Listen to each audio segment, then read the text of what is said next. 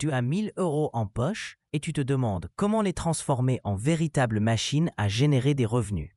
Reste jusqu'à la fin car je vais te montrer exactement comment j'investirais ces 1000 € si je devais repartir de zéro aujourd'hui en 2025.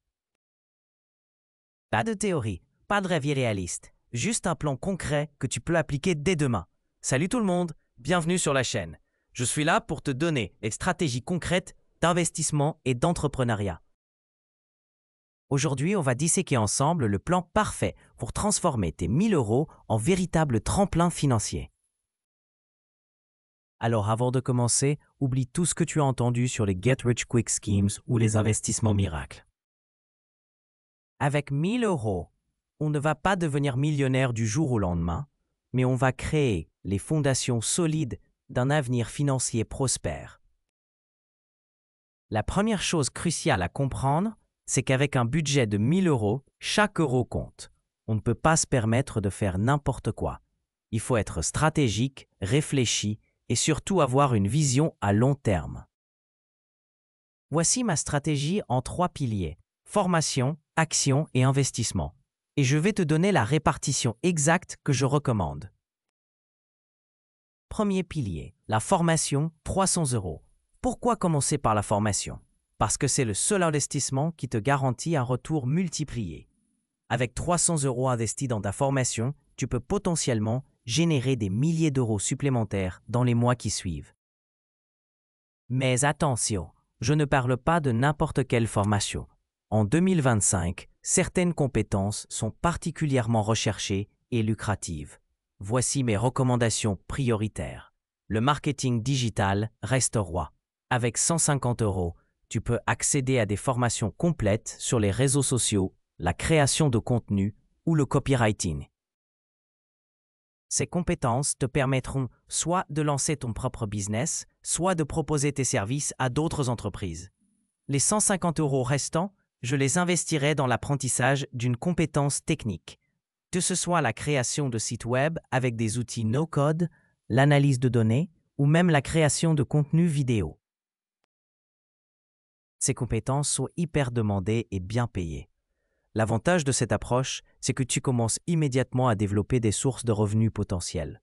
Pendant que tu apprends, tu peux déjà commencer à proposer tes services, même à tarif réduit au début. Deuxième pilier, l'action, 500 €. C'est ici que la magie opère. Avec 500 €, tu vas lancer ton premier projet générateur de revenus. Et contrairement à ce que beaucoup pensent, 500 € suffisent largement pour démarrer un business en ligne rentable. Ma recommandation numéro 1, le service business. Avec les compétences que tu auras acquises dans ta phase formation, tu vas pouvoir proposer tes services. Les 500 € serviront à créer ton infrastructure, un site web simple, quelques outils de base et surtout un budget marketing pour trouver tes premiers clients. Par exemple, si tu as appris le marketing digital, tu peux proposer de gérer les réseaux sociaux de petites entreprises locales. Avec 500 €, tu peux te créer un portfolio professionnel, investir dans quelques outils de planification de contenu et même payer quelques publicités ciblées pour trouver tes premiers clients. L'avantage du service business, c'est le retour sur investissement rapide. En quelques semaines, tu peux déjà commencer à générer tes premiers revenus. Et une fois que tu as prouvé tes compétences avec quelques clients, tu peux augmenter tes tarifs et scaler ton activité. Alternative, le e-commerce en dropshipping ou print on demand. Avec 500 €, tu peux lancer une boutique en ligne, tester plusieurs produits et investir dans du marketing. Le risque est plus élevé, mais le potentiel de scalabilité est énorme. Troisième pilier, l'investissement. 200 €. Avec les 200 € restants, on va créer les bases de ton portefeuille d'investissement. Je sais que 200 € peuvent sembler dérisoires, mais c'est exactement avec cette mentalité qu'on ne commence jamais. Ma stratégie pour ces 200 €, 70% en ETF diversifiés et 30% dans des investissements plus dynamiques. Concrètement, 140 € dans un ETF World ou S&P 500 pour avoir une base solide et diversifiée, et 60 € dans des secteurs plus porteurs comme la technologie ou les énergies renouvelables. L'objectif n'est pas de générer des revenus immédiats avec ces 200 euros, mais de créer l'habitude d'investir. Chaque mois, quand ton business commencera à générer des profits, tu pourras réinvestir une partie dans ce portefeuille. Maintenant, parlons du plan d'action concret. Semaine 1, tu investis dans ta formation et tu commences à apprendre. Pas de procrastination, tu t'y mets immédiatement. Parallèlement, tu ouvres ton compte d'investissement et tu places tes 200 euros. Semaine 2 à 4, tu continues ta formation tout en commençant à planifier ton business. Tu identifies ton marché cible, tu crées ton offre de service, tu prépares tes supports marketing. Mois 2, tu lances ton business. Tu investis tes 500 euros dans ton infrastructure et tu commences à prospecter activement. L'objectif, décrocher tes premiers clients dans les 30 jours. Mois 3 et suivant, tu optimises ton business, tu augmentes tes tarifs et tu réinvestis une partie de tes profits dans ton portefeuille d'investissement. Mais attention, ce plan ne fonctionne que si tu évites certaines erreurs classiques. Première erreur, vouloir diversifier dans trop de domaines.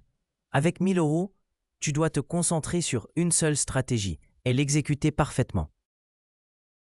Deuxième erreur, ne pas suivre tes résultats. Tu dois traquer chaque euro investi et mesurer le retour sur investissement de chaque action.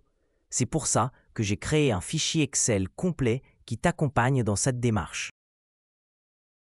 Troisième erreur, abandonner trop tôt. Les premiers mois peuvent être difficiles, surtout quand tu lances ton business.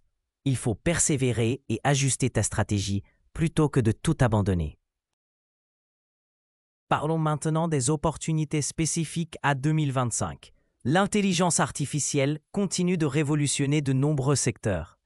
Si tu apprends à utiliser les outils IA pour créer du contenu, automatiser des tâches ou analyser des données, tu auras un avantage concurrentiel énorme. Le marché des seniors est également en pleine explosion. Proposer des services de formation technologique ou d'accompagnement digital aux personnes âgées peut être très lucratif et gratifiant. Les enjeux environnementaux créent aussi de nouvelles opportunités.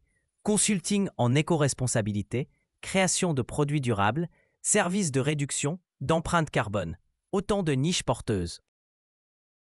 Une question qu'on me pose souvent, et si j'ai pas les 1000 euros d'un coup? Pas de problème, tu peux adapter cette stratégie. Commence par investir 100 euros dans une formation de base. Utilise les compétences acquises pour générer tes premiers revenus, puis réinvestis progressivement. L'important, c'est de commencer. Trop de personnes attendent le moment parfait, les conditions idéales, le budget optimal. Mais la vérité, c'est qu'il n'y a jamais de moment parfait. Le meilleur moment pour planter un arbre, c'était il y a 20 ans. Le deuxième meilleur moment, c'est maintenant. Voici les 3 indicateurs clés que tu dois suivre dans les 6 premiers mois. Tes revenus mensuels générés par ton business, ton taux d'acquisition client et la croissance de ton portefeuille d'investissement. Si ces 3 métriques progressent, tu es sur la bonne voie. N'oublie pas non plus l'importance du réseau. Une partie de tes 500 euros peut être investie dans du networking, événements professionnels, adhésion à des communautés. Formations en groupe, les opportunités viennent souvent des rencontres. En résumé, mes 1000 euros seraient répartis ainsi. 300 euros en formation pour acquérir des compétences vendables, 500 euros pour lancer un business de service et 200 euros pour commencer un portefeuille d'investissement. Cette stratégie équilibre le court terme et le long terme, la prise de risque mesurée et la construction d'un avenir financier solide. Mets un like si cette vidéo t'a plu. Abonne-toi pour plus de contenu sur l'investissement et l'entrepreneuriat. Et dis-moi en commentaire, avec quoi as-tu commencé en premier?